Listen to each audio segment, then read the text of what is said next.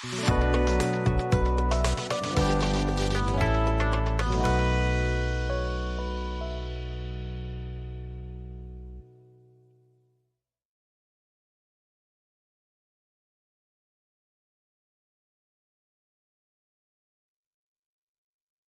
was going to say, Mr. Rush, for the sake of time, should we get started with the Q&A session? Yeah, absolutely. We could get started. If anyone has anything to start the ball rolling.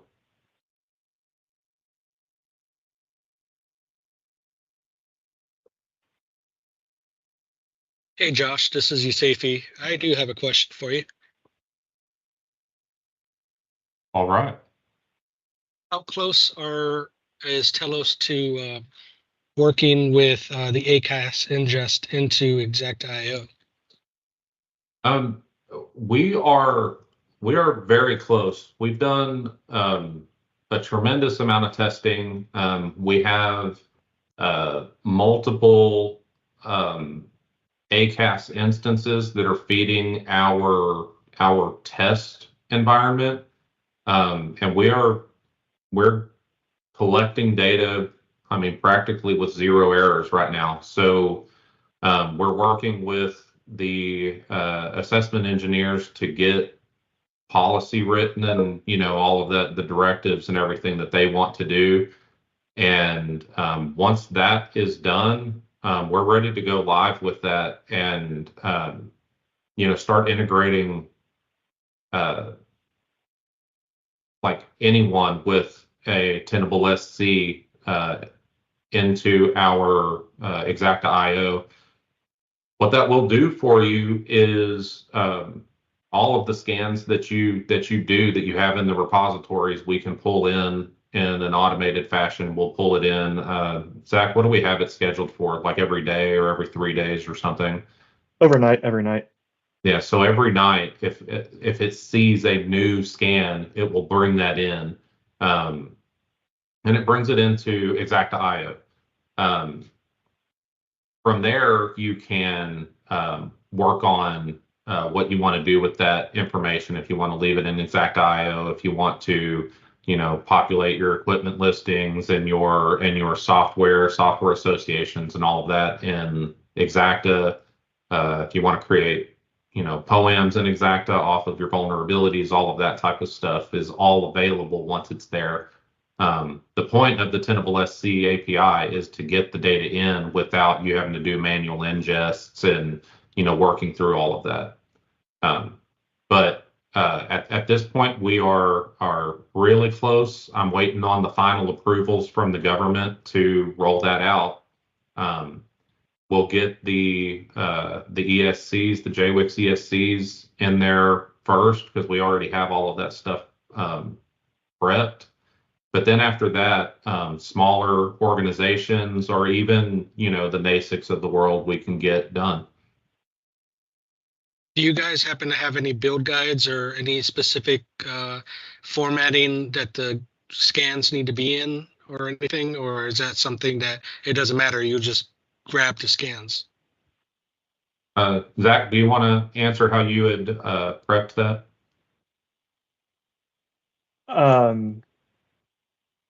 Sorry, can you repeat that one more time? On the last part. Yeah, it's basically I was asking if there's any build guides on how the Tenable instance needs to be stood up and what the scans, how the scans need to be set up so that it pulls the right data. Well, or just grabs anything. Well, yeah. So any Nessus files that come out of your Tenable instance, as long as they're configured the same way that a traditional scan would, coming from like the best practices guide, we can ingest those. The user guide that we've come up with kind of comes up with a few best practices for where to put your scans as far as having a single repository on your Tenable SC instance. So as long as all of the scans that you want us to ingest are housed within a single Tenable SC repository, and you give us a an account on that instance where we have API access, we can pull all of those scan files in the same way. It's going to appear the same way as if you're uploading a scan manually. Like they'll ingest the same amount of information.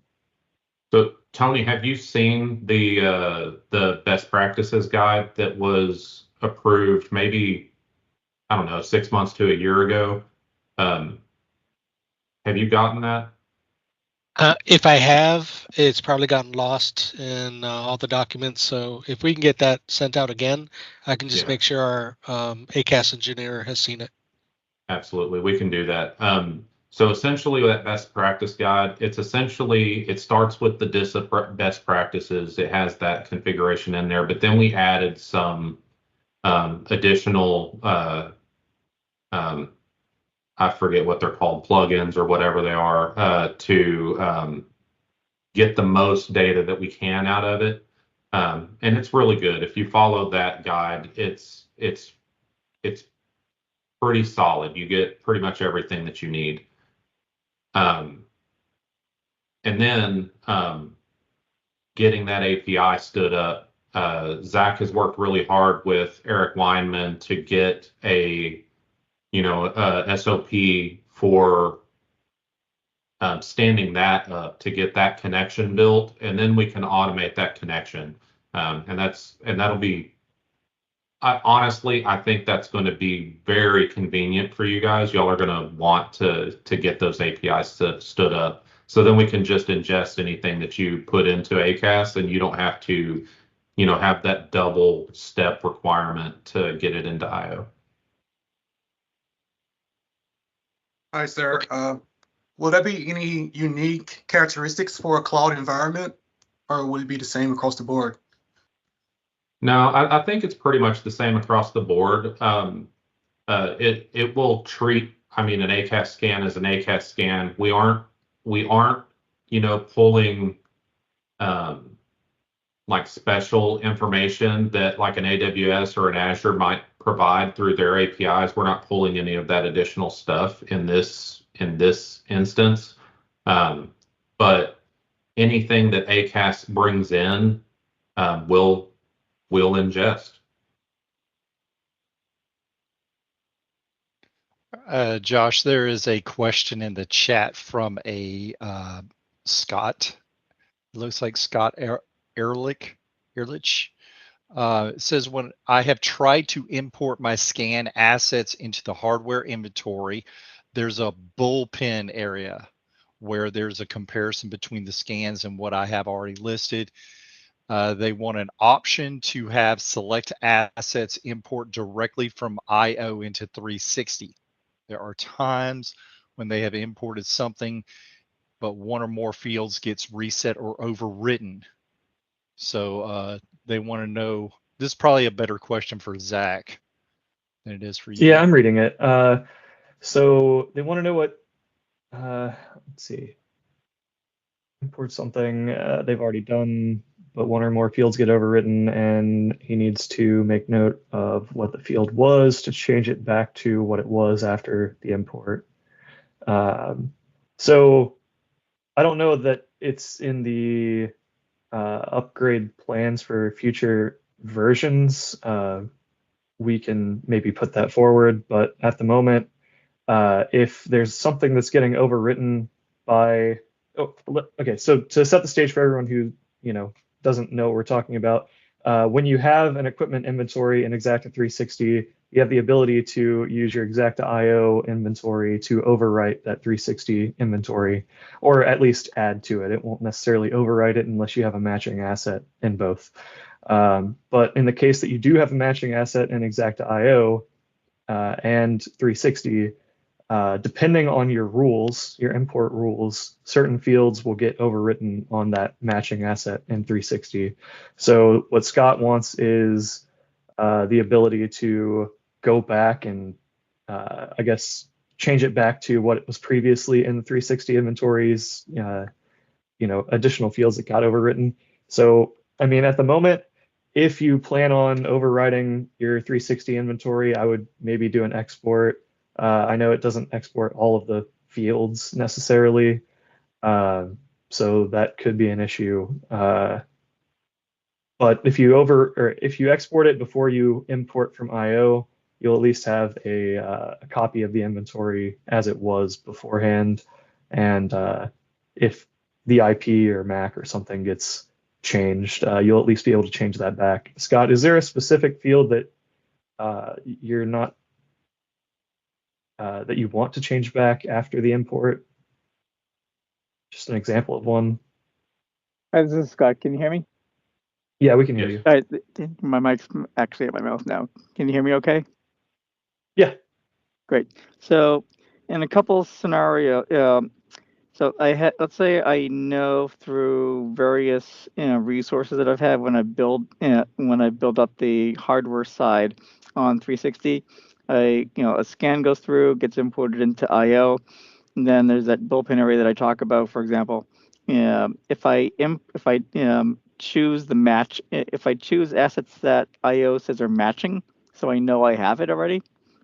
If I import that, let's say the operating system field, that may get changed to something that the scan and IO have interpreted that I know is wrong when I go back and I look at 360's imported result, which requires me to know let's say, for example, what that OS field was and change it back to what I know, and then maybe go into the OS area and then delete the incorrect new entry that the import had done. That's one example. With instead of being so for 360, based on some of the tests I've done, based on how it responds right now, and the rules do not say overwrite any fields. I have it as careful as possible from earlier tests.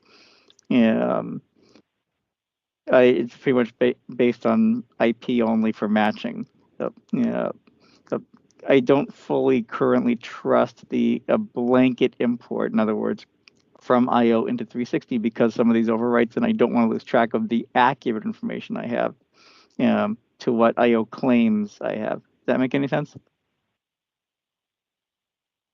I mean, I understand what you're conveying for sure. The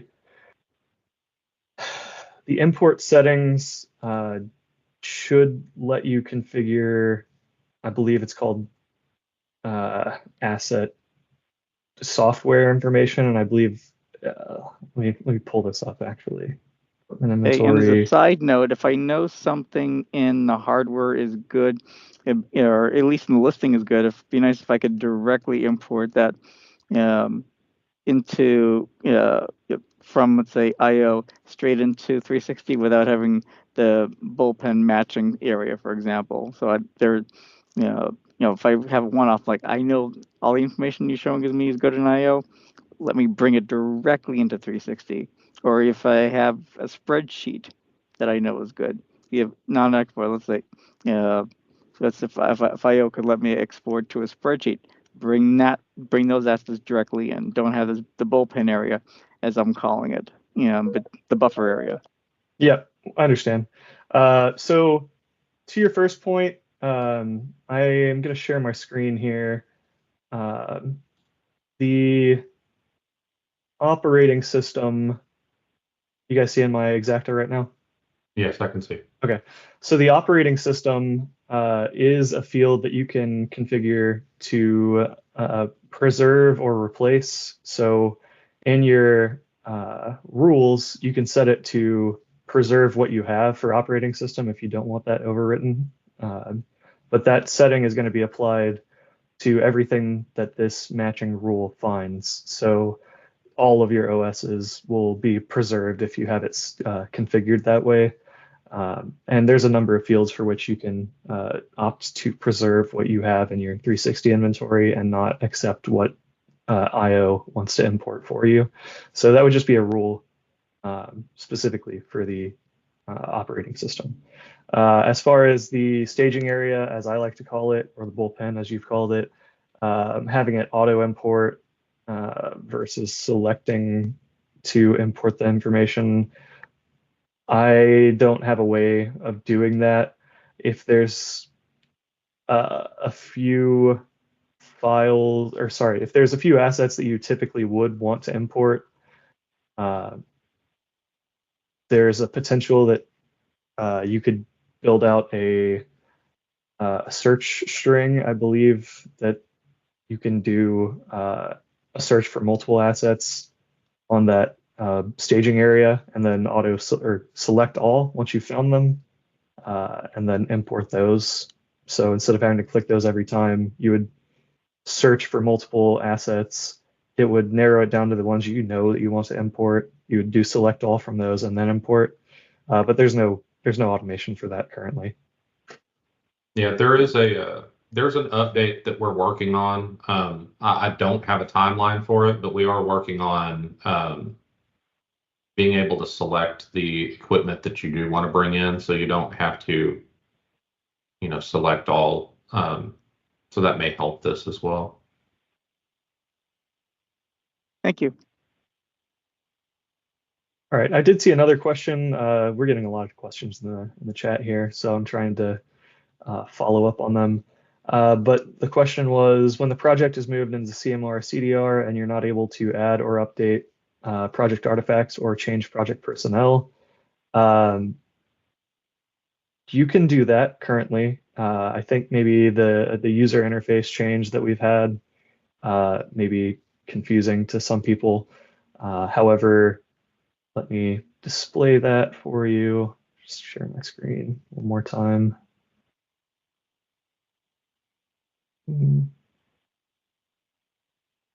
Oh. Okay, so task list. So you should always have access to general information and project management at all times. They should always be in your active lane, and if they're not, please email us and we'll bring them back to your active lane. So even if you're in CMR or CDR, that should be available to you. And in general information, you have access to your project personnel, so you can always edit that, and also your managed project artifacts. So yeah, let us know if you're having issues with that, and we'll help you out.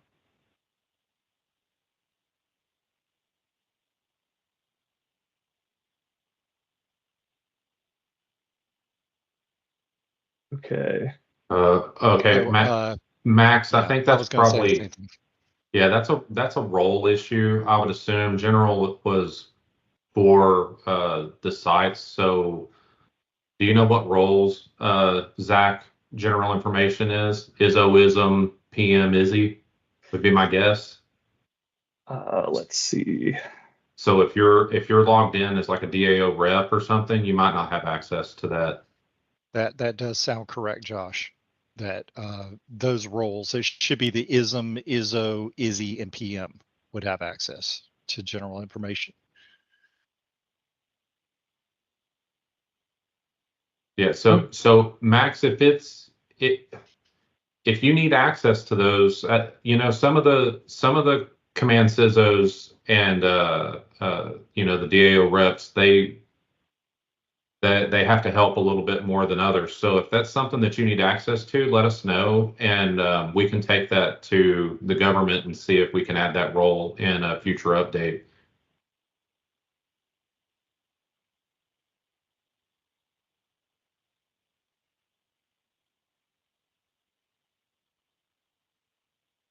Oh, there's your answer from Mr. Rico Stone.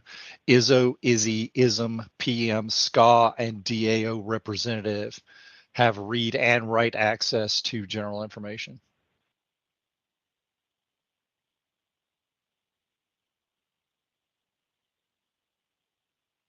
All right, so that is something Zach will have to take that one back to the shop and take a look at that. Also Rico as well, something y'all have to take a look at, since Max is a DAOR and he's saying that it is read only.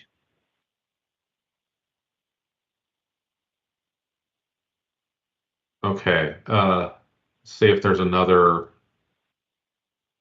question. These came in really hot and heavy for a while, so. Yeah.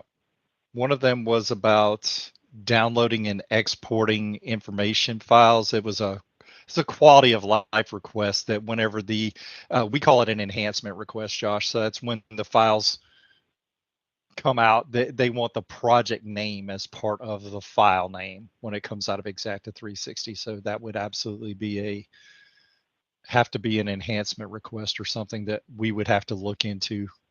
Mm-hmm. Okay. Yeah. If we either Zach jot that down or get in contact with whoever it was that asked that, and we can look at fully understanding that and submitting an enhancement request. Yeah, I think I understand the request. I'll draft up an enhancement request for it. The other question that came up in there was, and this one was probably for me, and I answered it already. I'm a new hire looking for basics overview of our instance of Xacta. Is there an overview site where I can get the information? There is an overview for the Xacta information via the Telos links. So if you go into the telos.com website, you can get information about Xacta 360 and Xacta IO from a generalistic overview from there. However, we do offer training. It is free training for all personnel within the AFIC on Xacta 360 and Xacta IO.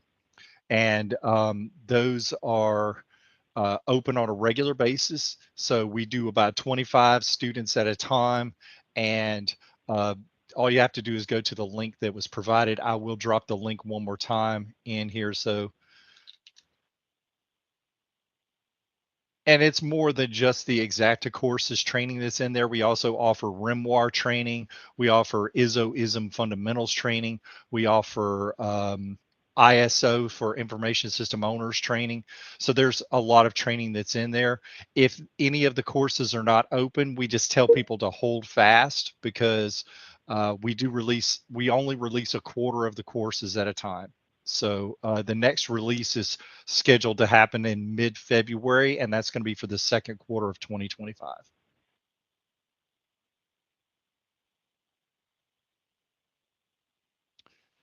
And I think that covered that one. Yeah, classes do fill up very fast. They fill up extremely fast. We do ask that people, if you have already previously taken an Xacta 360 course or an Xacta IO course, try to refrain from signing up for it again because you're taking a spot away from the people that have not ever taken these courses before. And it gets extremely difficult and it's frustrating for these new people when they come on board to sign up for a class. So that's all we ask, is that if you have been through 360 training before, or you have been through the IO training before, that, just be nice about it and, maybe try to catch us in the middle of the year when things are a little bit slower. So I was looking through the questions, and way up at the top, I got one from Kristen Burns asking if we can get all of the, the information manuals, script guides, import rules, all of that type of stuff on Nipper instead of JWix. Anything that Telos builds, we can get it to you on Nipper. So like user guides, installation guides, things like that. We can get the stuff that we build locally for the AFIC. Zach, are we building most of that stuff on Nipper first, or are we building it on the high side? The user guides. Well, any of like the SOPs or those all of the guides that we build locally. Yeah, those are all always built on Nipper, so we can share them as broadly as possible. Okay, and we still have the Nipper SharePoint, right? Or was that one deprecated? That one is still around. It was updated most recently, I think, in October, so somewhat recent. Okay, so Ms. Burns, we might need to number one, get you a link to the Nipper Xacta SharePoint page, but then maybe make an extra effort to get all of that type of stuff down there on Nipper so you can reach it from there.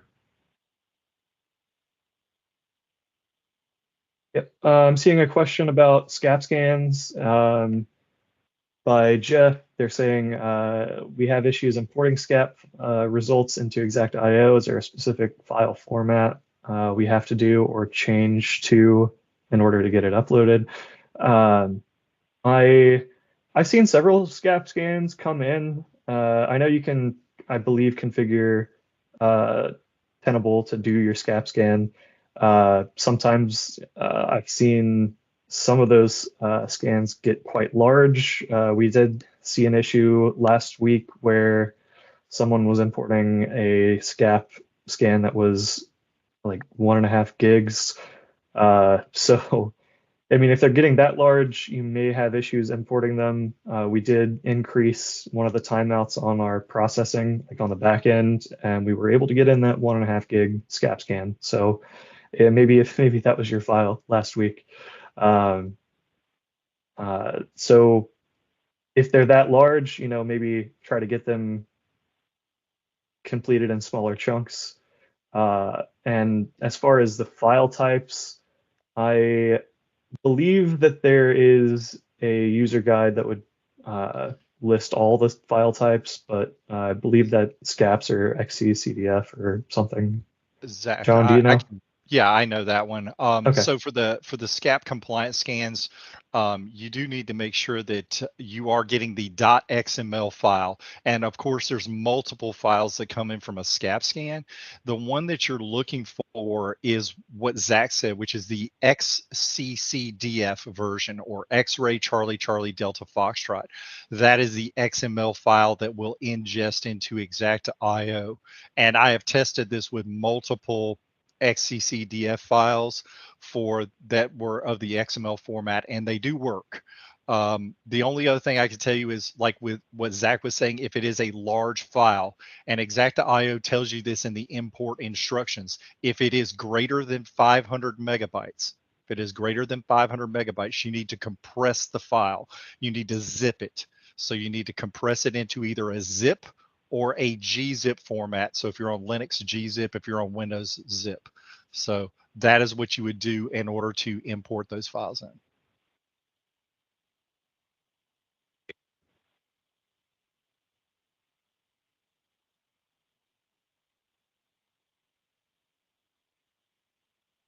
We got a lot of questions popping in here.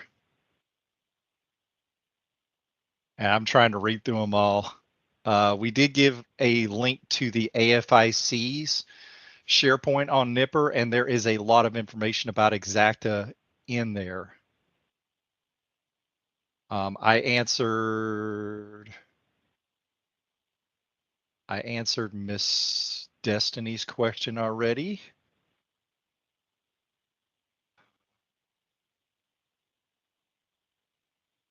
Anybody can post questions whenever they want to. It's just we're really having to scroll around to figure out where all these questions are. Feel free to unmute and chime in as well. There is a question about, I think you already answered this, Mr. Rush. Working with other projects for other agencies, we know that it's possible to have Tenable scans automatically imported without having to go through one program and then having to manually import it over to our project. I'm not sure about that one. So it depends on what other agency they're referring to. We do have multiple connections that are attached to other capabilities from those organizations. Like for instance, we have another IC element that has like 86 APIs that's connected to Xacta. So it brings data in from all over the place and uses that data. But they've essentially have other methods that the AFIC are not using. So unless I knew more, the answer to that is kind of it depends. I think that what that agency is using, AFIC is not going to have access to that, and they're going to use IO in place of that. So once we get that API to where we can pull that data from ACAS for you, that's what our solution is going to be. So I think that we probably need to get in contact about setting up that API, and I think that would probably resolve your issues. at least partially. It'll bring it into IO. You'd still have to move things over to 360. And that is a configuration that the AFIC has chosen. You can automatically have that go over. The problem is like the other gentleman that was saying that things were overwritten that they didn't want. If you have it automatically push over, it's going to do that at will. So you kind of get both sides of that. So they had to make a decision on how they were going to, write that policy.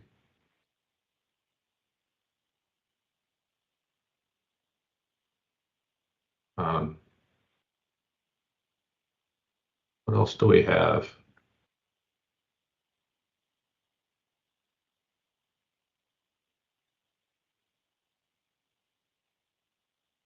There was a question up here, and I think that this might be more of a Zach question. This came from Stephen Norris. There seems to be a counter or time per activity. Can you see that question, Zach?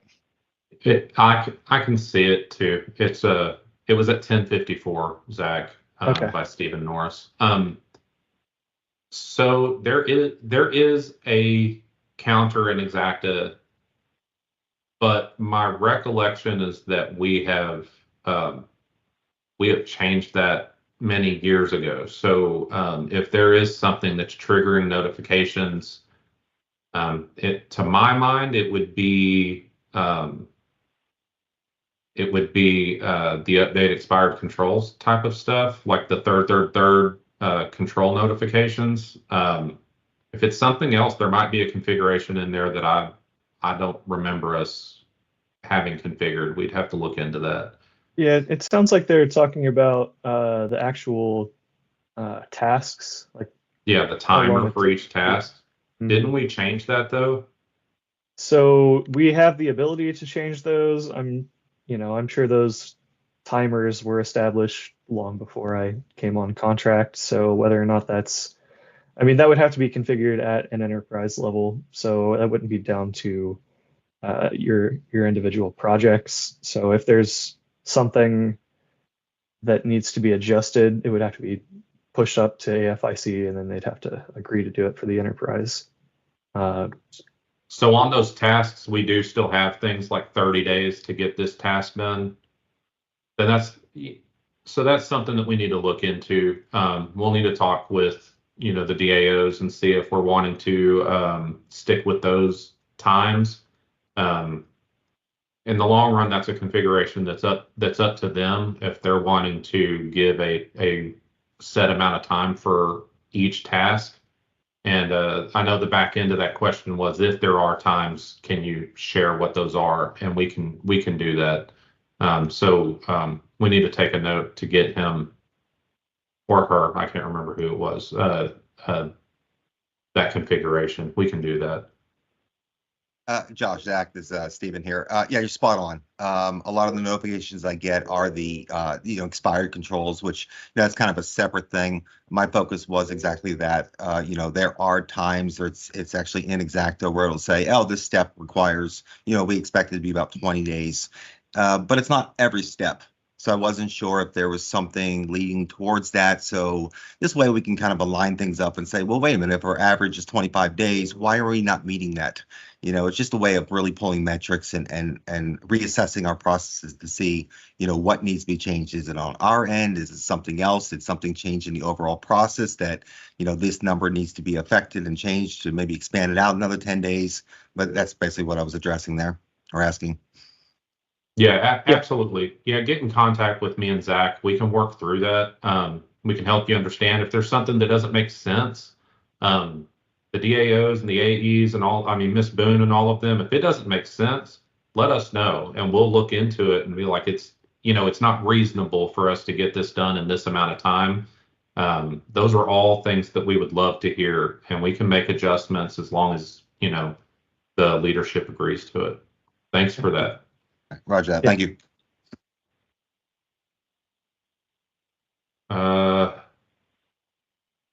Let's see here. Yeah, from go ahead, Antonio. Zach. Yeah, I'm reading Antonio Gonzalez's question. Is there anything we can do to prepare for the automated ACAS ingests like creating that service account that was mentioned earlier. The user guide that we've submitted to Eric Weinman and a few of the other AEs for quality control, they're going to proofread it and make sure they don't have any comments. Once that's published, the last section should tell you everything you need to do, and this should be sent out with enough time for you to do it. I mean, I don't think he's going to submit this to the community and expect everyone to have their automated ingest set up immediately. So this file is in QC right now. Once he publishes it, you should have the instructions you need at that time. As far as the specifics, we're trying to work with the 690th to get a few more specifics on what they've done for our service accounts that they've given us. But everyone's got priorities. So if there's any questions you have, feel free to submit those specific questions regarding establishing those service accounts to us at the front door, and then we'll try to incorporate those into the user guide as well. And Tony, specifically for yours, is it beyond just the ESC, or is that it? Because we might have yours built already. I'm specifically just looking at the ESC, really, and how that's going to affect our shell project. Yeah, so Zach, that one, the USAFE ESC is already, all 4 of the ESCs are built, right? So then we'll just have to direct it to production instead of our mirror, and that one will be done. But in the larger grand scheme of things for the full audience, we are building an SOP. Eric Weinman is kind of the lead for that. But we're building the SOP that is focusing on, ACAS configurations, and then, the Xacta IO configuration and requirements, what the expected output is. And he's going to pass that along once it clears QC. So we're going to be using that to begin the conversation with anyone that is wanting to use that automation. So that I believe that will answer all of those questions. I'm seeing a question from a few people here regarding expired control notifications. We do send out notifications for your expiring controls. I don't know that. I think you can actually turn those off in your settings if you don't want to see them, but the control expiration notifications will be sent out for every project that you have. I believe a named role is OASISM, PM, etc. The question I saw was, it seems I get notifications for all Xacta projects for expired controls. I would have to look into your specific account, so someone who's on site today might be able to assist you with that.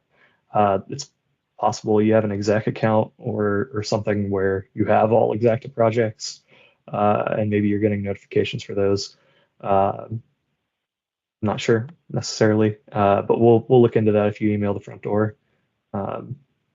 And the next question regarding that was, someone's been receiving emails from our service email address with a list of expiring controls, but they can't find them in their expiring controls section.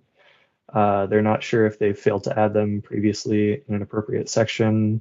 I think the issue you may be having is you filtered out inherited controls or something along those lines. So you're only seeing your controls that you're responsible for yourself. You will also get notifications for controls that are inherited from a CCP if those controls that the CCP is providing to you are expiring. There's no way to filter those out, but if you are inheriting those controls and you do see them expiring, maybe you might need to reach out to the CCP owner and have them update them. And to be clear, sorry about that. To be clear on that, that is a configuration. That's a configuration that the AFIC has chose to have. So you will see expiring controls that you're inheriting. Xacta has the capability of once somebody inherits something, it's gone to you, or you still have that responsibility and you see it, and it just kind of goes downhill. So this is one of those things that's a policy thing. So you could be seeing expired controls that are not under your control. They're a CCP or something else. One of the quick ones. Brandon Swank, there's a question: if you're an ISO, can you be granted ISM permissions if you currently don't have an ISM? I did answer that one earlier in the chat. Did you? Josh? Yeah, that one. I mean, the short answer is yes, if the government approves that. In the meantime, we do have like exception to policy type of rules that'll allow us to do things like that on a temporary basis. The answer I gave back was that it was honestly it was going to be up to their command CISO, and that they may need a possible updated appointment letter that may have to accompany that role inside of Xacta 360. Yeah.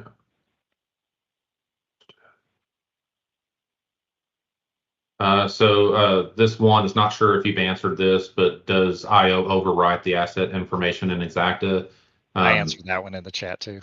Yeah, kind of. It does override it.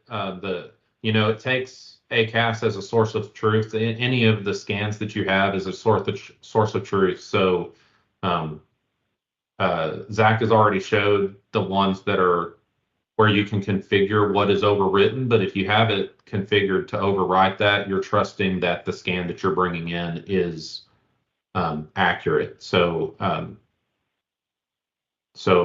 yes, it will, but you can configure it not to if that's what you want.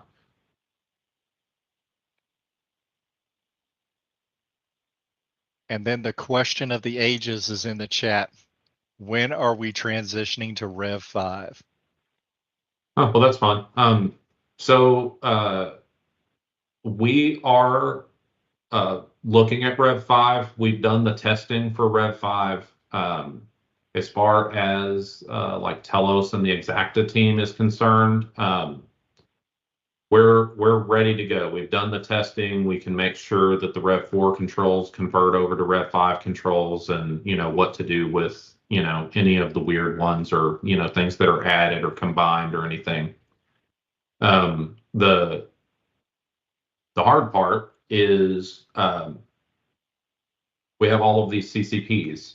So if we convert all of the sites to Rev 5 and we haven't got to the CCPs yet, if you're on Rev 5 but the CCPs are Rev 4, then you can't, it'll break the inheritance. If you move things to CCPs to Rev 5 and you don't keep a Rev 4, then you break inheritance.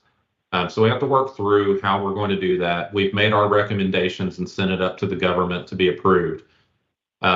Beyond Xacta capability, it is, is the Air Force IC ready to do Rev 5 instead of Rev 4? And that's something that, I don't really have the answer to, but it's part of those working groups and discussions that they're having. So sorry, I don't have an exact answer, but we are working on it. We are doing the testing. And when the AFIC is ready to go, we will start making that transition. And I think that we have decided that we're not going to make a huge swing in just one day. You'll be all Rev 5. We're going to do kind of project by project and transfer you over individually to make sure that everything goes as intended.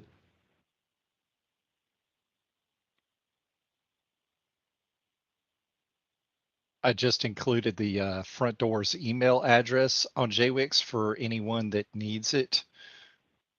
So if you're like, I don't know the front door email address, it is also located on the SharePoint site on JWix as well. So the AFIC SharePoint site on JWix has it listed right up on the front page.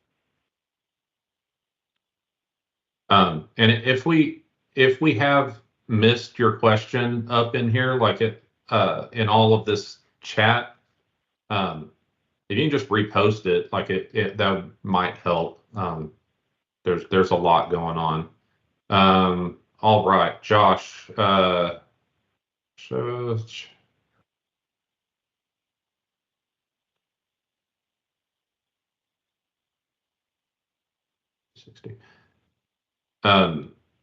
Zach, I would point this one to you. Is there a reason why IO asset tags doesn't carry over to 360? Just hasn't been built that way. So the asset tags, I believe, came later in IO. So when the import from IO function was built, that just wasn't available, and it hasn't been added yet.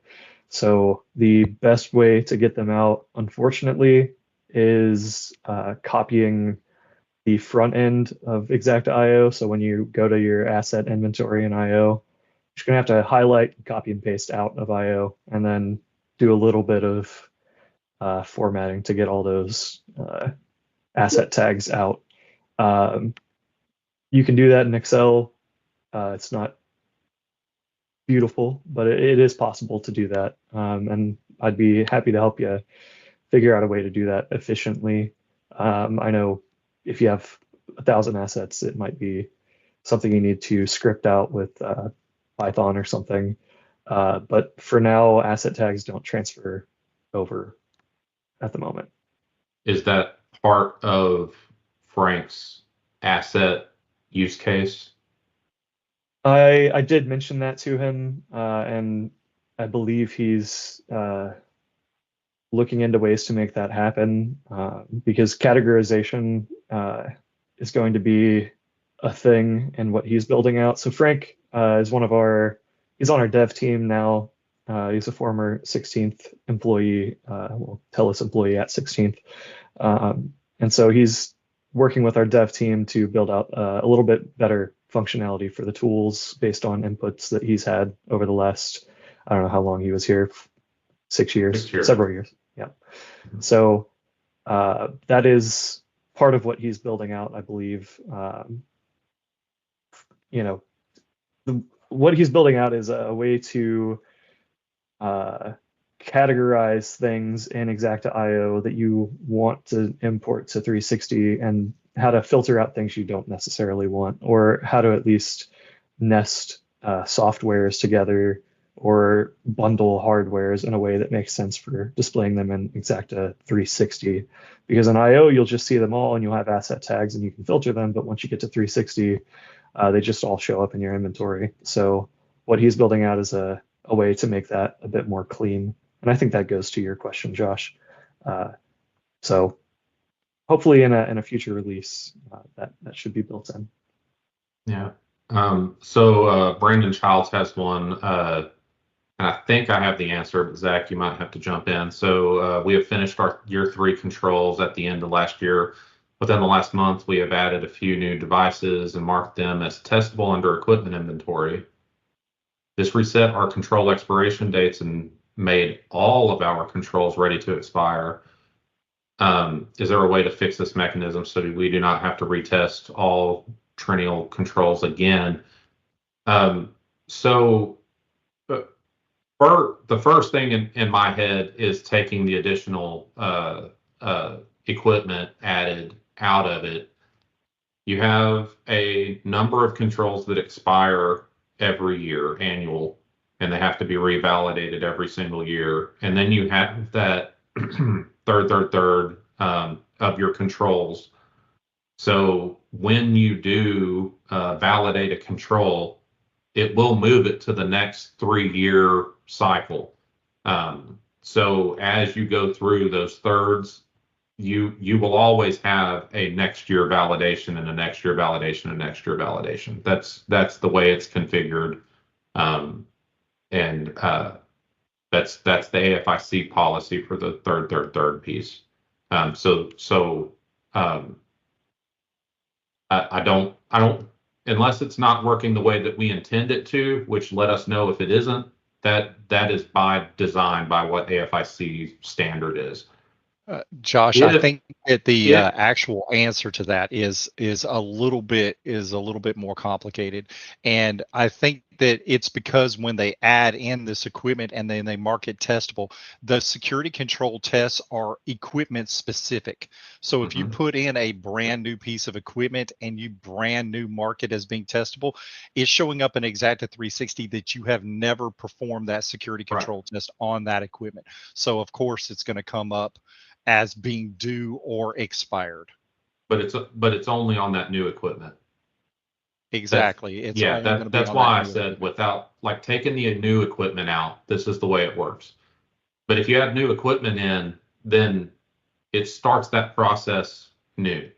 So then I suppose the question would be, if you add new equipment, can you get it on the same cycle as, all the rest of it? And I don't know, we would have to look into whether we could do that, or even if the AFIC would allow us to do it. But It's going to be a that's little bit something of that we could copy look into. paste is what it's Well- really going to end up being. You're going to have to export your control test, and then whatever you did on, like if you have a new server, it was imaged the same as the other server. It's just copying and pasting those results, because Xacta 360 will take previous dates for testing. It just won't take future dates. So you can Yeah, put in the but- same dates for this new stuff in your spreadsheet and then re-upload it. So it just becomes a little bit of copy paste. I do understand that it's going to be a little bit of a headache at first to do it. But I mean, Xacta did not see this as testable equipment when you started the process. So there's going to have to be a little bit of heartache that we're going to have to go through to correct that issue. There's also a date in there where you can push it from starting the test cycle.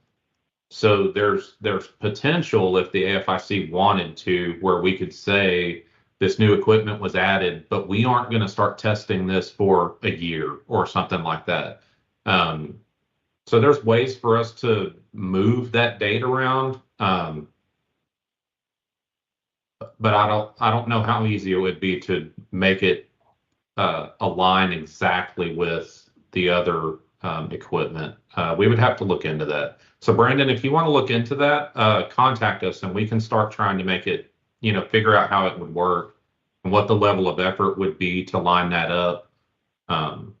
And I mean, if we can't figure anything out, maybe that's an enhancement request that we could throw out. I'm really not sure how that would work with an enhancement request, but I think that the math could line up if the AFIC wanted to go that way.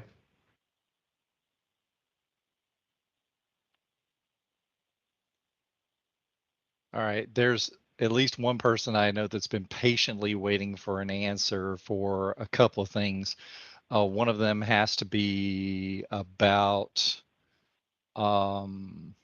somebody asked the question of, is there advanced Xacta training available? I did answer that in the chat.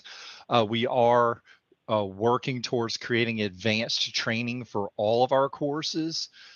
Specifically right now, we're working on the ISO-ISM fundamentals course and getting advanced training for it. There is talk of doing an advanced training for Xacta. However, like, that ends up being a very moving target, because the leadership and guidance that we keep getting keeps shifting focus on what we should be training on. So the whole thing just keeps moving around quite a bit. The other question was about SCAP scans and ACAS. Zach, that might be for you. So that was Sure. from Derek Gaddis at 1113. Yeah, I'm seeing it here. It says, hoping you could answer this. I've never done a SCAP scan with ACAS. Is there a certain file plugin that's recommended for SCAP scans in ACAS? I don't know necessarily. From my perspective, I've just seen them come in and I've opened them up to see what's inside, basically. So I don't know how they were configured on the Tenable side of the house with what plugins. But if that's a question that you have, once I get back on site, feel free to email the front door and then I'll open up one of those scans and we can take a look inside of it and make sure that, I'll see what plugins were enabled, but it might be part of the best practices guide. I'm not entirely sure. But that seems like a front door question. I'll have to look into it once I get back. And just so that we're clear on the SCAP scans as well, currently there are multiple ways that we can get SCAP scans into Xacta.io. The first one would be to use what's called SCC, which is a SCAP compliance checker. And the file that you're looking for is the XML version of the XCCDF file. So there's multiple XML files that come out of that scan when you're using SCAP compliance checker versus ACAS. And you want the X-ray Charlie Charlie Delta Foxtrot one. The other way is if you're using a Linux system and you're using OpenSCAP. So if you are using OpenSCAP on a Linux system, same file type, but it is, again, it's the X-ray Charlie Charlie Delta Foxtrot file that you're looking for if you're using OpenSCAP.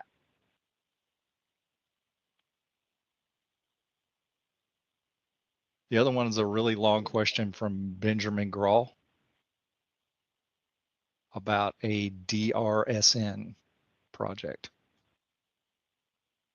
Yeah, so it's asking, is there a way to get a specific set of controls that apply to secure telephone networks? Because the controls that are being applied to his project aren't necessarily applicable. We do have the ability to do control overlays. If that's something that I think that would be Travis, we'd have to talk with Travis Harris about whether or not the overlay is adding or removing a sufficient amount of controls. But those overlays have been built out by the appropriate leadership, I would say. So if there's a control that doesn't necessarily apply to you, you can either reach out to us or to Travis and identify those controls that may or may not apply. And we'll have to look into those. But controls can always be added or removed from overlays. I think that kind of is what the question was getting at. So we'll have to look into that. What overlay was created? Was it a special overlay for them, or was it something from NIST? I imagine, I'm not looking at it right now, but I think there is an overlay that we do for the DRSN projects. Okay. Yeah. If it doesn't match something that we've built specially for DRSN, then we just need to work with Travis to figure that out and see if everyone agrees, and then we can remove it if needed. That's no problem. This is Ben Grawl. Can you hear me? Yes. Okay.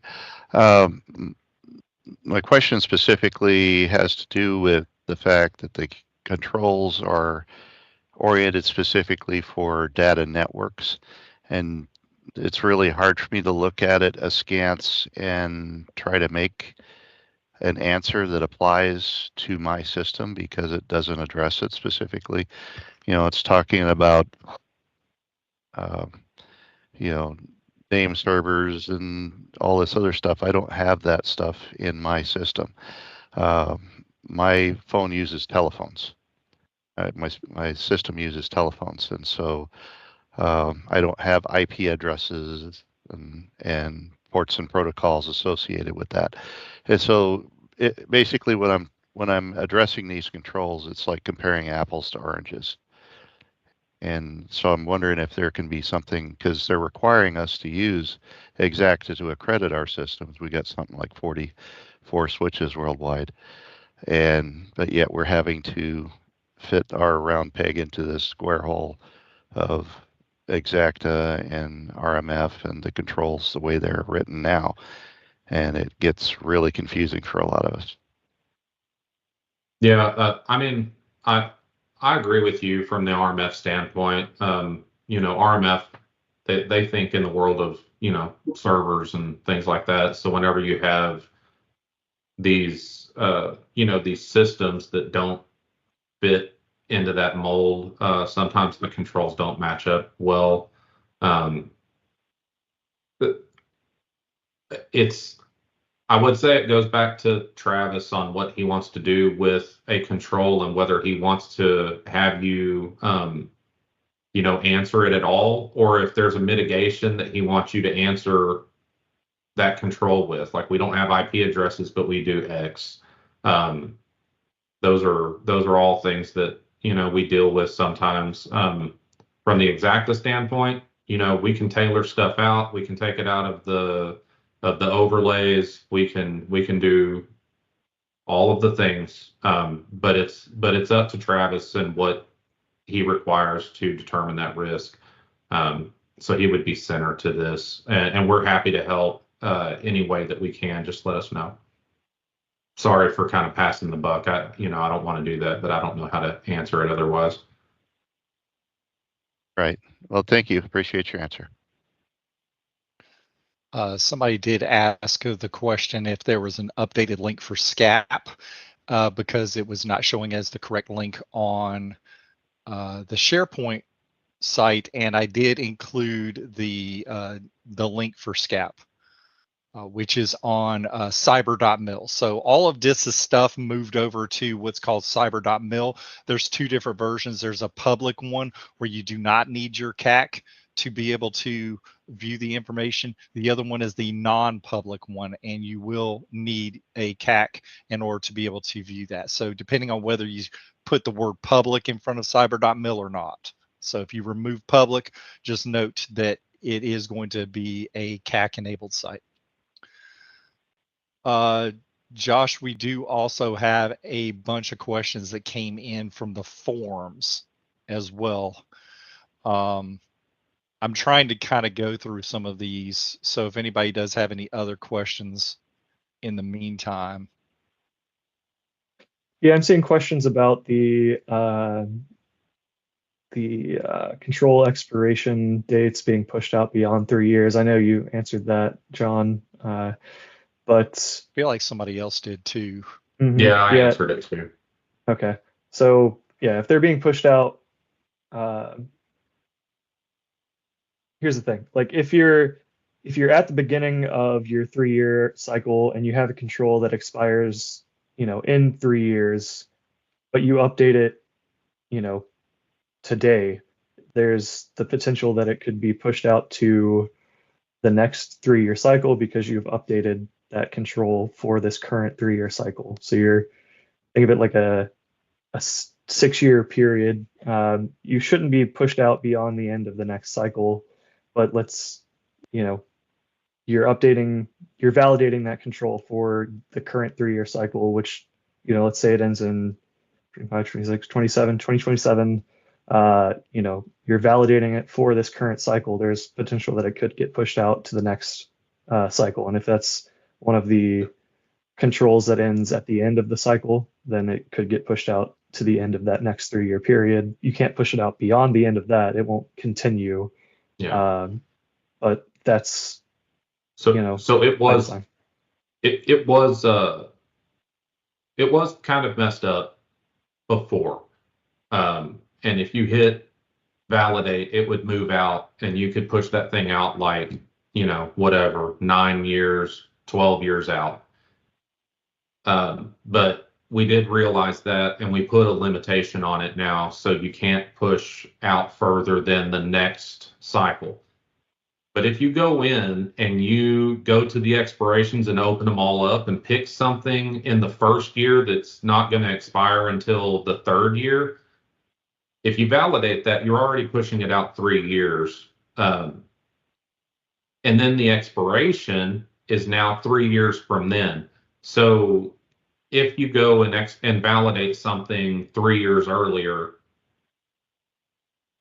because it has to stay on the same third, that one control that you validated early has to stay with the other thirds that haven't been validated yet. So you're going to push it to the 3-year cycle that was intended. So it can push that control out like 3 years. And it's the only way that we can keep the third cycle rolling. So the intention is for you to only validate the controls that are in the year cycle that you are currently in. And if that happens, then it'll only move it 3 years out. But if you do select something that's not due for 3 years and then you validate it and it pushes it another 3 years, it goes way out there. And it's the only way that we can do it and stay on that third model that the AFIC wants to be on. There's a question from Mr. Benefield, but that's in there about adding in the equipment inventory to general information.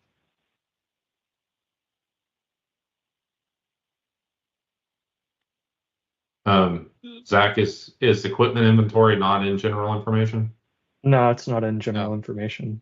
It's not.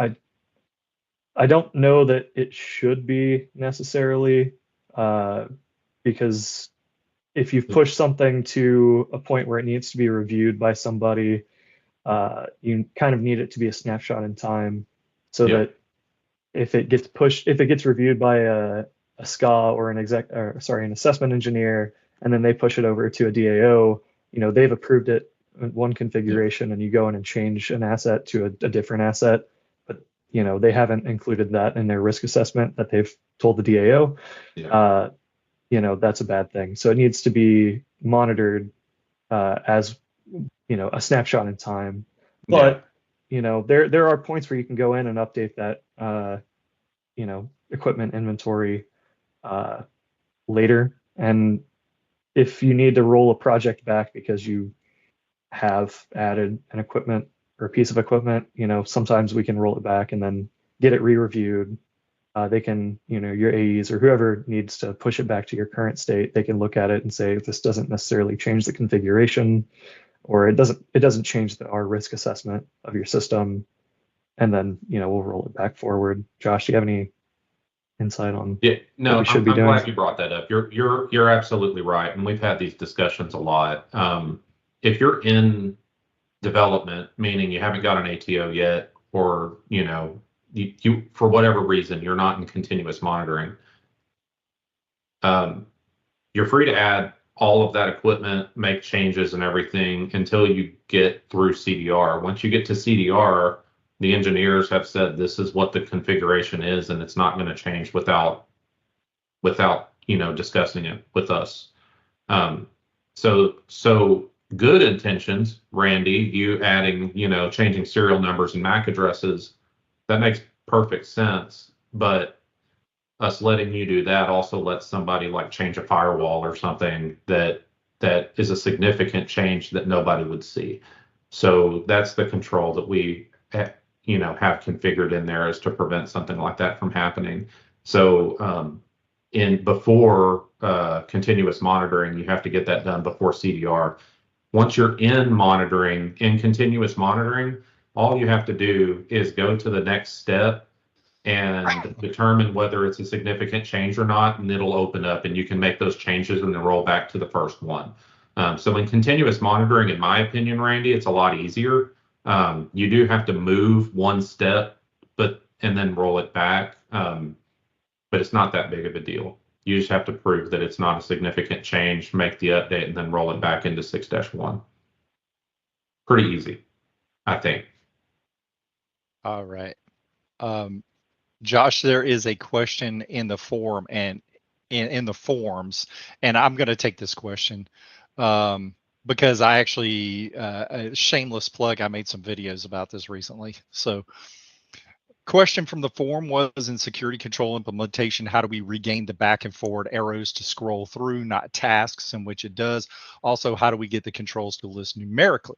So the new version of security controls implementation is a card-based, or what we call a Kanban style feature. And what I did was I actually made an entire video series about controls implementation, and I'm going to post the link in there right now for this.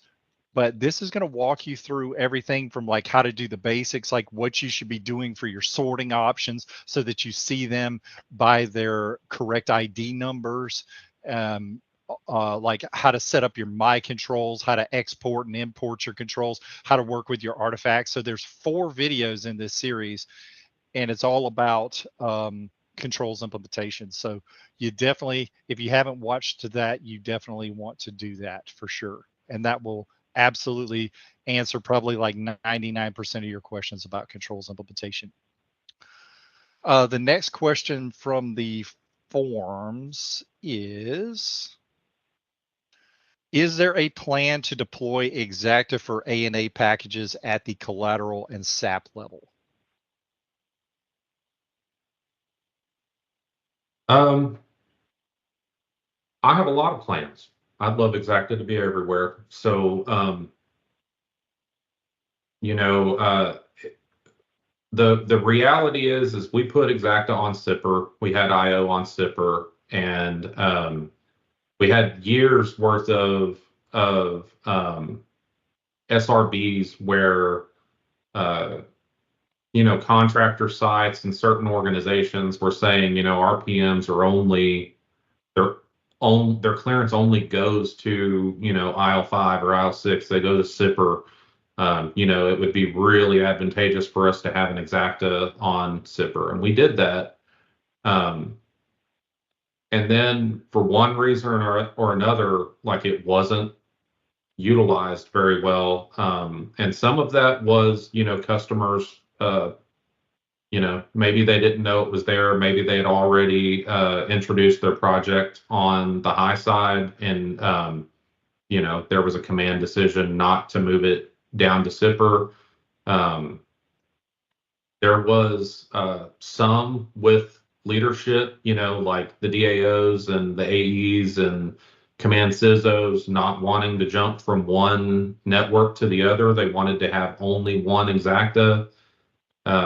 So there were a lot of things that just made the Sipper Xacta not successful. It was exactly the same as the high side. It worked exactly the same way. So from that standpoint, if it's something that, you know, is a need and we would utilize it these days, I would say, you know, bring it back up and see if we can revitalize it. The Sipper Xacta does exist today, but we have deprecated Xacta IO. So that's a discussion that probably needs to come back. SAP is a different demon. We've worked on that for a long time. Getting the entire community interested in it at the same time has been difficult, but it is something that I'm working on right now. So if whoever it was that asked this, if you have some insight on, you know, SAP level Xacta and what the requirement would be and everything, I would love to talk to you. It's something that we, you know, that we are working on, and we'll see what the ultimate interest is with that community.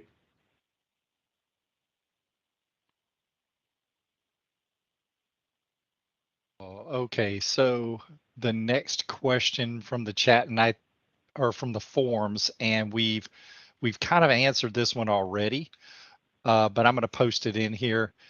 Been having issues uploading SCAP scans into IO. Tried different formats to upload them. They constantly fail. Josh, I feel like that there's going to be a need for me to make a video about this. So yeah. I'm definitely going to have to make a video for how, you know, which SCAP scan to use, how to get that into Xacta IO. But when you're choosing from your imports, so there's a couple of different things that you need to be aware of when you're working with your SCAP scans. Number one is having the correct file. And that file is the XML file, and it is the XCCDF file, the X-ray Charlie Charlie Delta Foxtrot. That is the file that you need. When you're in Xacta IO and you're in your system and you're choosing where to import from, you have to choose SCAP Compliance Checker for those files. Okay, if you're using a regular Windows-based SCAP Compliance Checker for it. If you're using OpenSCAP from Linux, then you would choose the OpenSCAP import from there. So a lot of it is just not understanding like where do you get the file from, what file you should be putting in, and how to import it. So I feel like I'm going to make a video about that in the future for sure. Zach, I feel like you answered this question already, but I'm going to post this into the chat as well. So this one came from the forums. And is there a central site SharePoint page, etc., which tracks progress being made at reconciling Xacta 360 and Xacta IO measures between C-star and those calculated from ACAS scans? So I feel fairly confident that we do not have that. So I'm trying to understand, I guess, the question here. I'm reconciling Xacta 360 and Xacta IO measurements with comparable hardware and or software metrics produced by C-star. So I'm assuming that's compliance metrics, vulnerability metrics. So that's my question, John Mhm. Gilland. Oh, okay. Hi, John. So I believe, I mean, you would be working with the guys that are potentially doing this. I guess the short answer is we're working on importing from several different sources into Xacta IO. If there is a specific source that you need us to try to import from, so you could view those metrics in Xacta IO alongside the Tenable metrics. So let's say that you're importing from Tenable, your ACAS scan data, but C-star, or I guess a better example would be the Tanium API. We can try to import those results as an Xacta JSON through an external process, and then you'd be able to see both scan, I guess, metrics on Xacta IO. We are working on that currently. One of our engineers has a kind of a working model to get the Tanium data, at least. The C-star metrics, I can't say for sure. I think Paul may have been working on some sort of data pipeline to view that externally, but I can't answer for what he's doing specifically. But if there's a specific file type that you're trying to import, let us know and we'll try to connect to that endpoint and get it into Xacta IO. Okay, thanks. All right, Zach, this came from Brent Harris, and Brent Harris is saying that currently the site can push past the DAOR role and push their package into CMR. So I think that has to deal with approvals.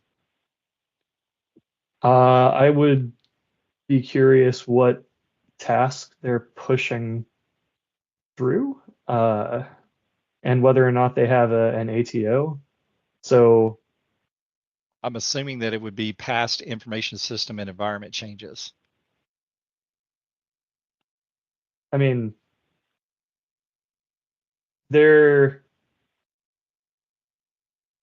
I would struggle to understand like how they're skipping past a DAOR step. I think if you're in the monitor lane, you can kick things into the CMR, the assessment lane, like periodic your reassessment, and then I don't think you can push past that. You can.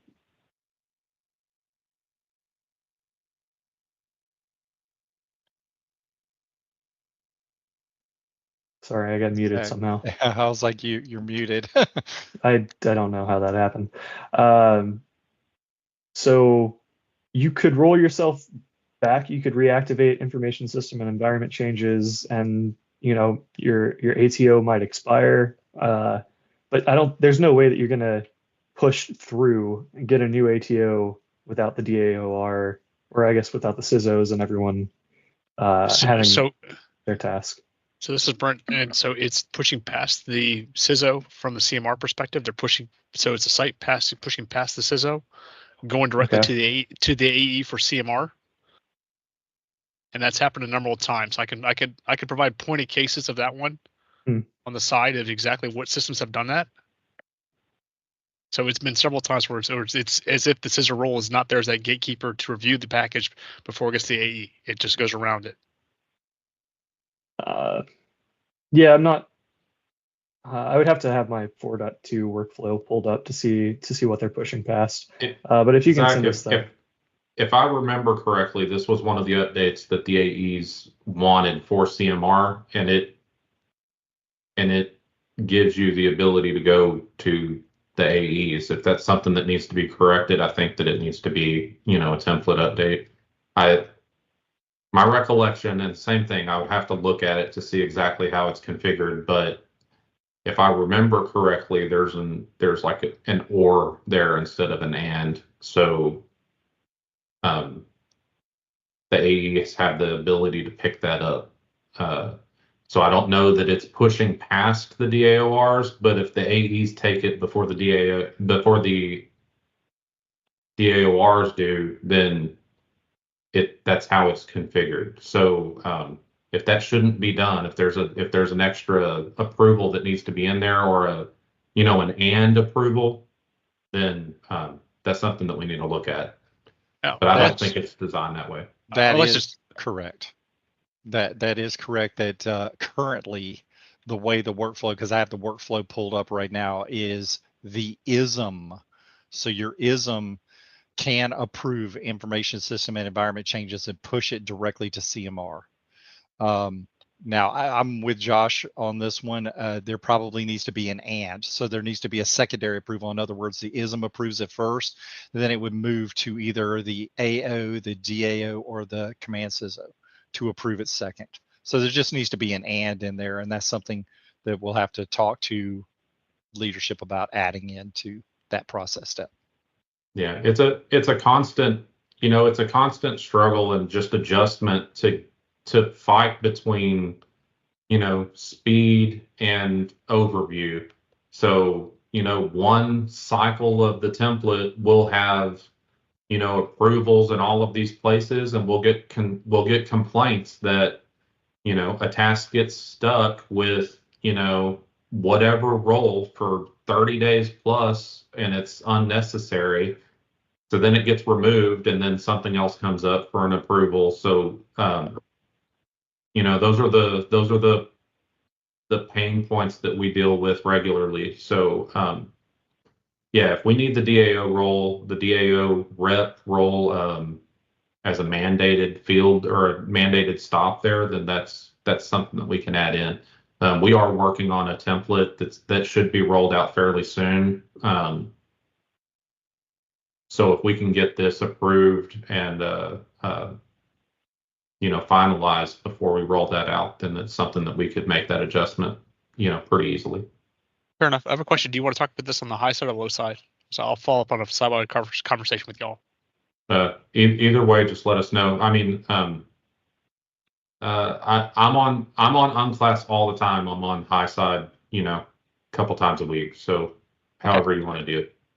We can talk generically on this one on the low side. Easy day. Okay. Thank you. Oh, you're welcome. All right. This question is probably a dual-hatted one for both me and Zach and for Josh. So it says, can Tanium results be configured to auto-ingest into Xacta.io? Currently, I don't think that we can get any Tanium results into Xacta.io at the moment. I'll take the first shot at this because we are working on this. So we have a Telos guy that's working with the local 16th Air Force Tanium team, and we are building an API for Tanium. We have ingested a lot of Tanium data, but right now it is, a use case. We're testing it. I do envision this is our next big API, our next, data integration. But we're building it locally. So, it'll take a little bit of time. But I think that we're going to get there with Tanium. C-Star is a different thing. So the first time we started working on ACAS, a couple years ago, to be honest, it revolved around C-Star. But the problem with C-Star and, integrating into IO and 360 is it takes all of the scans from all of the tenable SCs that it's connected to, and it merges it all into one thing.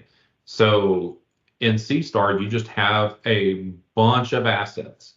It's not tied to any project. It's not tied to any accreditation in any way. It's just a whole bunch of assets.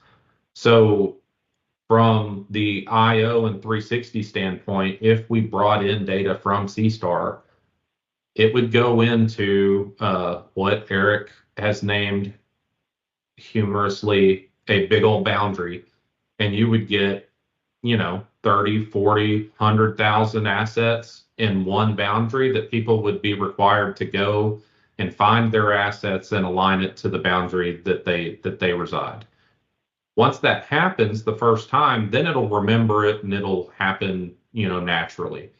But I think the overall view is there's not one person on this planet that's going to go and look through 100,000 assets to try to find their stuff.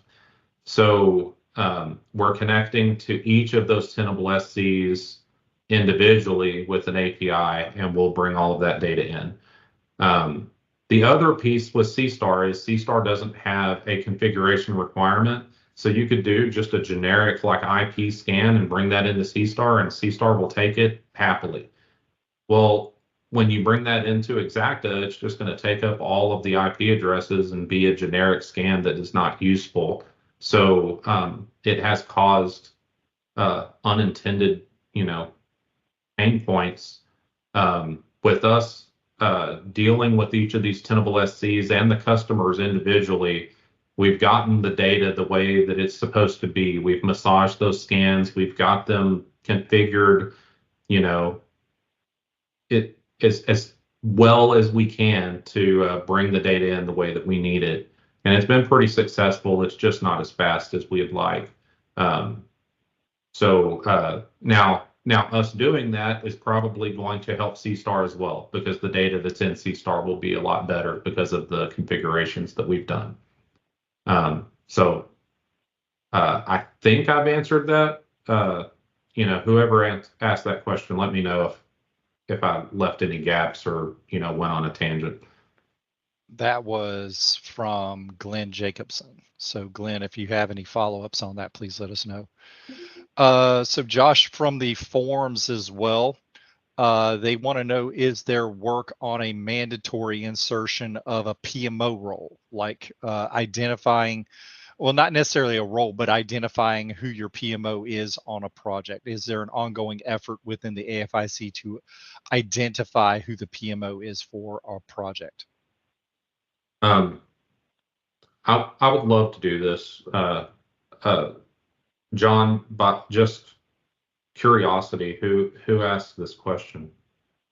I cannot see who asked the questions. They come in anonymously. Okay.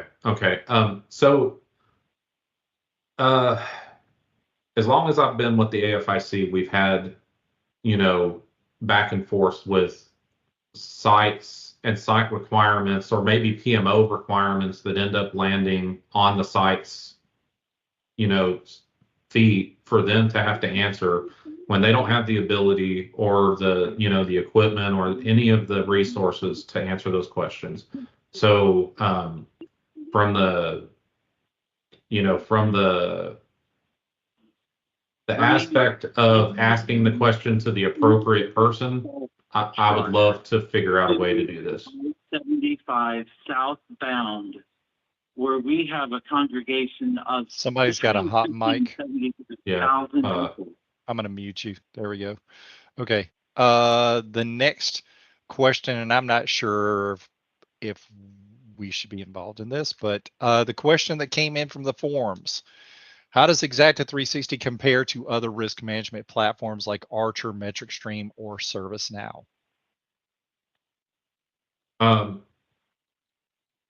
I would say from the RMF standpoint, we are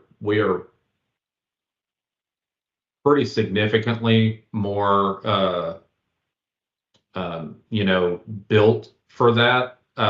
We do the RMF very well. we can pretty much do all of the things. Most of the things that people complain about are configurations, not a capability issue. But I mean, in the long run, you know, most of these tools are, you know, RMF tools, so they will do it in some way or another, but we're just really good at it. We've been doing it forever. We're still within, you know, most of the IC. So I'm biased. I'm completely biased. But you know, it is what it is. We had a raised hand. I can't see who it is, but I can see the raised hand. Go ahead.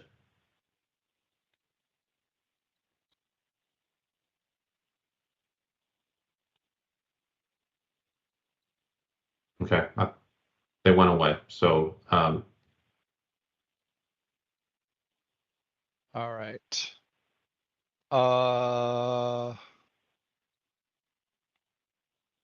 Let's see. There is a few other things that came in from the forums, and I do want to try to address some of these if we have time to.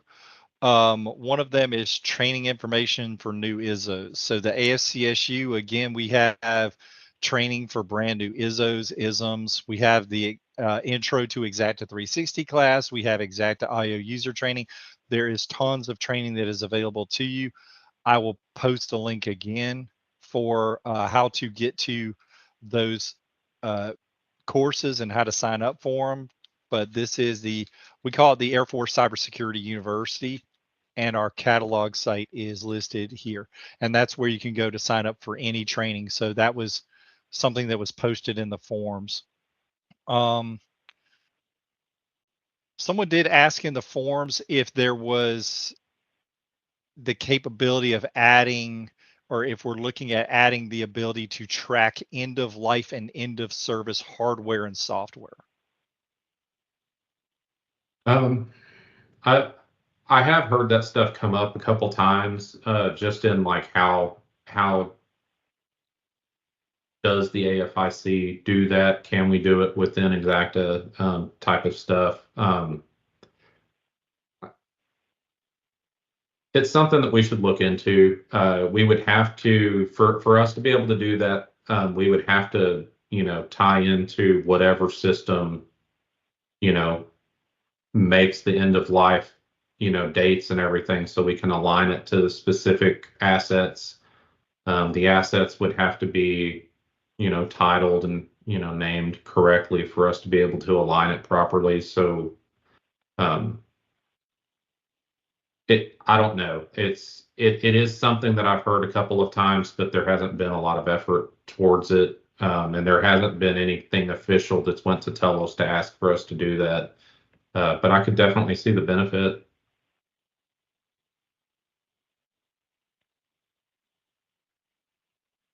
All right. Let's see. Is there somebody was talking about uploading SCAP scans? We have addressed that multiple times already. Somebody did ask about CCP control selection. That's all that they put into the chat was, or into the form was CCP control selection. So I'm not exactly sure what the question was, but we can answer that, or we can talk about that for a moment. Yeah, CCP control selection. I mean, that has to be approved by the DAOs. It really depends on which one, like what you're doing. If it's like the tier 1 or a tier 2 that you don't control, currently they have most of those CCPs configured to where it's all or none. You either inherit all of them or you inherit none of them. Again, I feel like I have to say, like that's a configuration. You can configure Xacta to where a CCP has controls that are available to you, and you pick and choose which ones you want, and you don't take the rest. We have shared controls where you take all of them, but then you also have the ability to have your portion of the control answered yourself. All of those things are available. But most of the CCPs are configured right now as all or none. and not shared controls. With the cloud, that has changed a lot of things. So some of those CCPs, if they're cloud centric, they have been adjusted mostly to be shared controls. So if you do have a CCP issue that we need to look into, reach out to us, because I mean, configuration wise, we can do all of them, all of pretty much anything that you would like.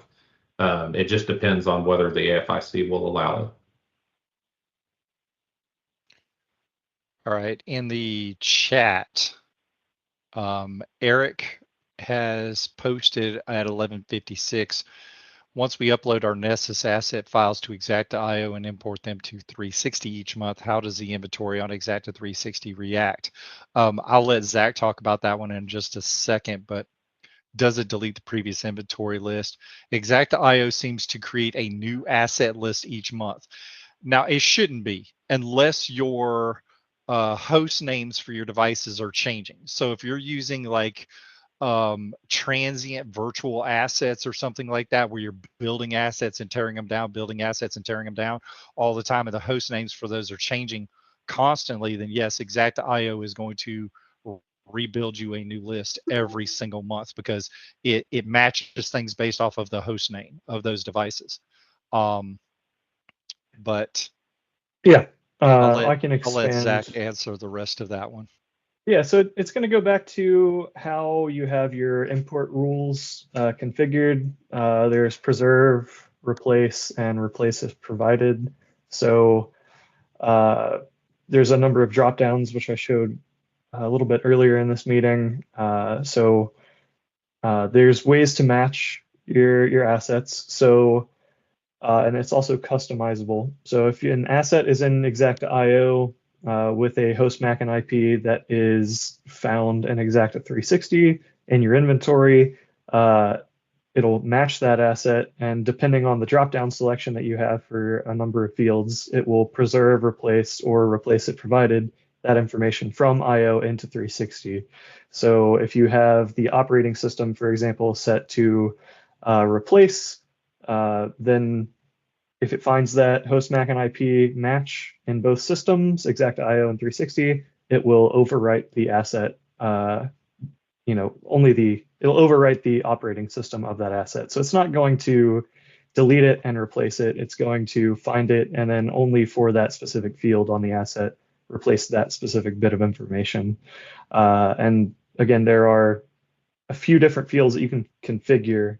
So it's not necessarily going to delete it.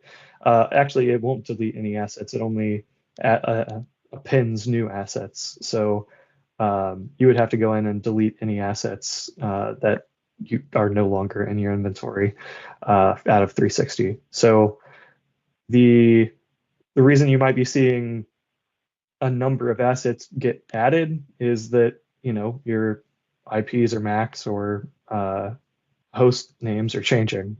So if you have a completely new host name every month, it's like a virtual system or something, you'll get a whole new list of assets, and you'll see the old assets in your 360 inventory remain there unless you delete them. So if you do have a virtual system like that where your host names are changing all the time, it may be better to delete your 360 inventory and then re-import from IO every month. So you start with a fresh inventory, nothing in it, import from IO into 360, and it builds out that inventory as listed in IO, ideally with the most up-to-date information from a recent scan. So that's how it works. It doesn't delete them. It will overwrite them, or it will make new entries.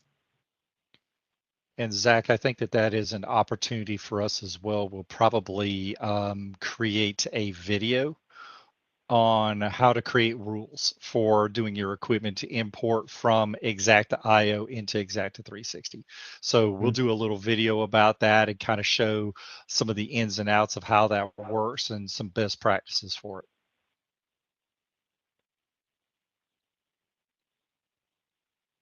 I'm not seeing anything else that has come up in the Xacta related questions.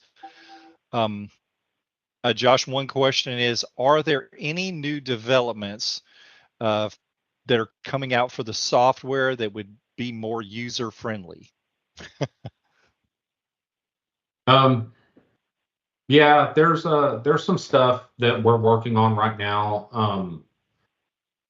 So what originally started our software journey was, or at least us to make adjustments to it, was people were saying that, you know, the software was coming in, but everything was coming in. So, you know, like Microsoft security updates and Linux kernel stuff and all, you know, just a ton of stuff that, you know, maybe it's important somewhere, but people don't want it in their software listing. So we are working on a way to restrict what is viewed in the software. So we aren't going to take away any of those security, you know, updates and things, but we are going to collapse those and, hide them in some way to where you can manage your security or your software listings in a more, efficient, manageable way.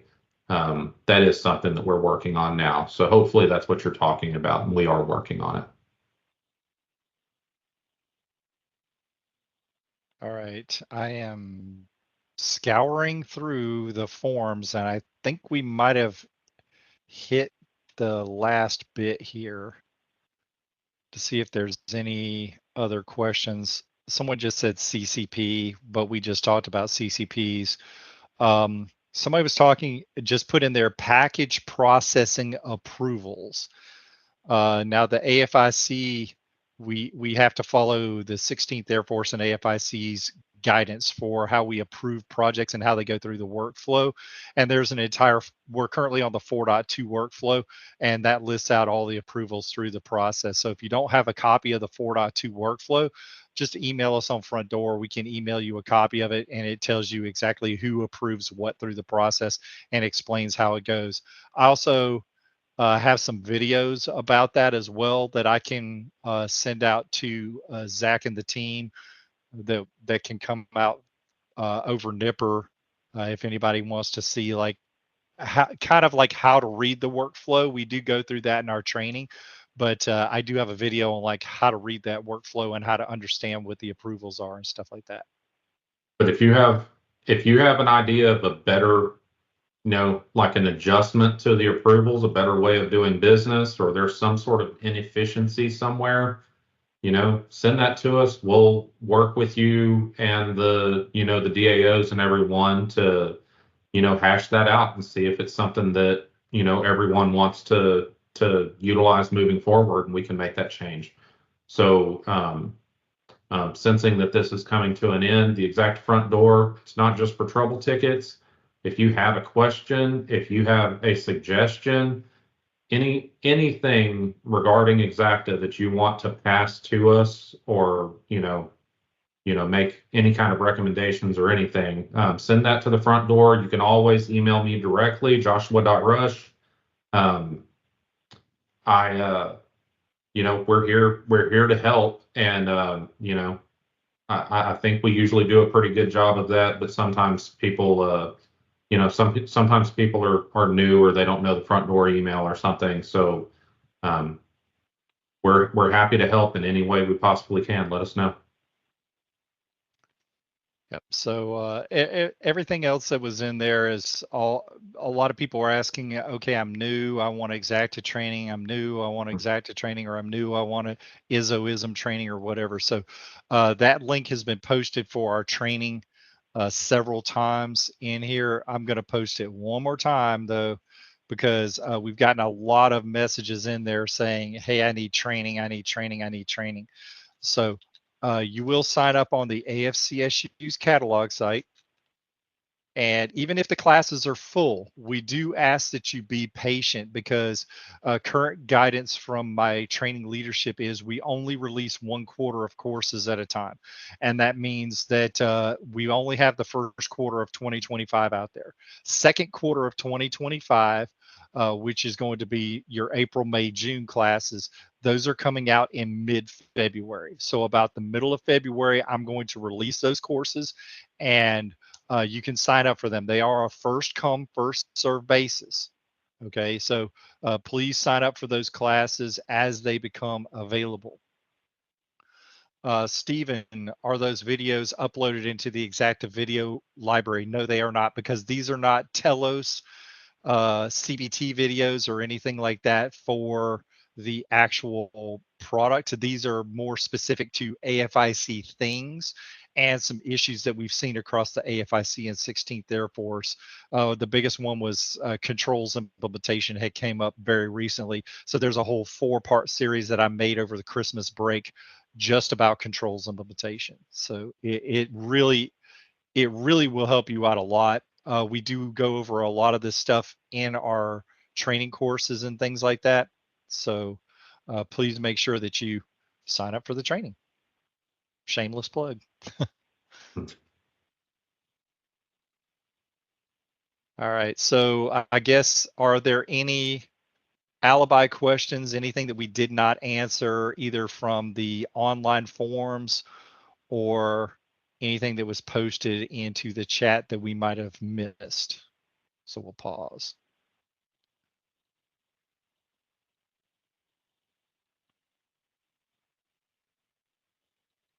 All the thank yous out there. We appreciate that. We enjoy the accolades. That makes Josh and Zach feel very nice.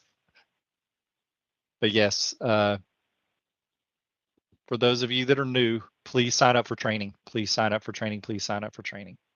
That's all I can tell you. Josh, do you have any parting remarks for anybody? No, I've done my shameless plug for Xacta Front Door. We're here to help. Anything that you guys have for us, contact me directly. Contact the front door. I mean, obviously, John's always there for all the training stuff, and and all of his students always reach out if they have some sort of issues and everything. So use him and abuse him. Thanks, Josh. But thanks for everything, guys. Zach, do you have any parting words for everybody? Yeah, so reach out to the front door. There's a team of us who monitor it. And if you ask a good enough question, you may get a phone call from us. That's a badge of honor because you kind of stumped us. It's probably a long answer that you're going to require if we call you. And I really enjoy taking those phone calls to maybe explain those asset matching rules, import rules. That's the sort of stuff that we like doing. So if you have questions, feel free to shoot them to the front door and we'll get back to you in a timely manner. We're very good about it. All right. Well, that is going to wrap up our Xacta Q&A, and we do appreciate it. So a big round of applause to Mr. Joshua Rush and also to Mr. Zach Sonnenberg for being here today, and appreciate you guys. Thank y'all for sticking in here and answering the question. But for everybody else, y'all have a great Air Force Day, and we'll see y'all around the AFIC. Mr. Novelli, real quick, since Mr. Novelli, Mr. Denny, on behalf of Mr. Novelli, Yes. I had to leave. I just wanted to tell everybody that thank you on his behalf for attending, and that the Q&A form will be open until the 31st of January. If you still have any questions, also to keep an eye for the next Q&A that's going to be involving the Raven seam, I believe. That is about it. He just wanted me to relay that to everybody. All right, for those that may not have heard that, the question form. So if you still have questions about Xacta, it will continue to remain open through the rest of January. So you can still put in your questions, and I will do my best to respond to those questions as they come in. But outside of that, we will send out a link for the recording to everybody that attended this. So we did record this session, so a link to the recording will be sent out to everybody. But outside of that, thank y'all for attending today's Q&A, and y'all have a great Air Force Day. Thank you, everyone.